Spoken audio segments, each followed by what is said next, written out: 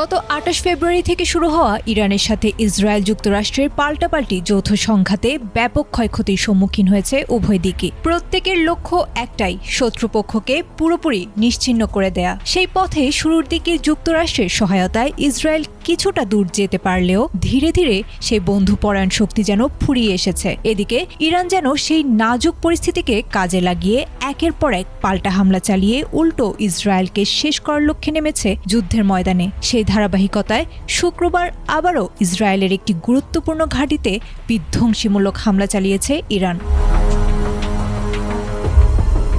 আইআরজিসির তথ্য মতে শুক্রবার রাতে কুদস দিবস পালন শেষ হতে না হতে ইসরায়েল অভিমুখে ঝাঁকে ঝাঁকে ক্ষেপণাস্ত্র ছুড়েছিল ইরান। এই আক্রমণকে তারা তাদের প্রতিশোধমূলক অভিযান হিসেবে অভিহিত করেছে। প্রত্যক্ষদর্শীরা বলেছেন, ইসরায়েলের বাণিজ্যিক রাজধানী তেল আবিবের আকাশে শত শত আলোর বিন্দু দেখা গিয়েছিল, যা ঠিক যেন তারার বহরের মতো উগ্র ইহুদিবাদী ভূখণ্ডে আছড়ে পড়েছিল।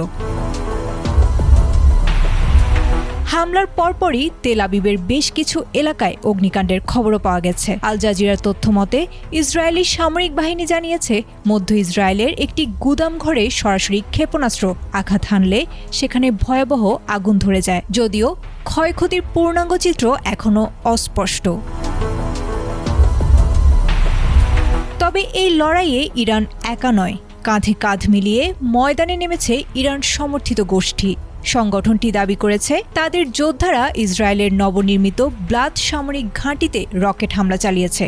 শুধু তাই নয়, তেল আবিবের উপকণ্ঠে অবস্থিত ইসরায়েলি সামরিক গোয়েন্দা সংস্থা ইউনিটের সদর দপ্তরকেও নিশানা করেছে তারা।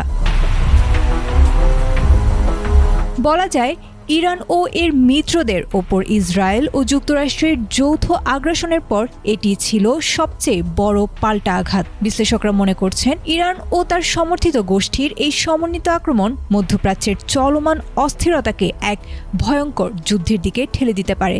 আপাতত পুরো বিশ্বের নজর রয়েছে তেল আবিব আর তেহরানের দিকে।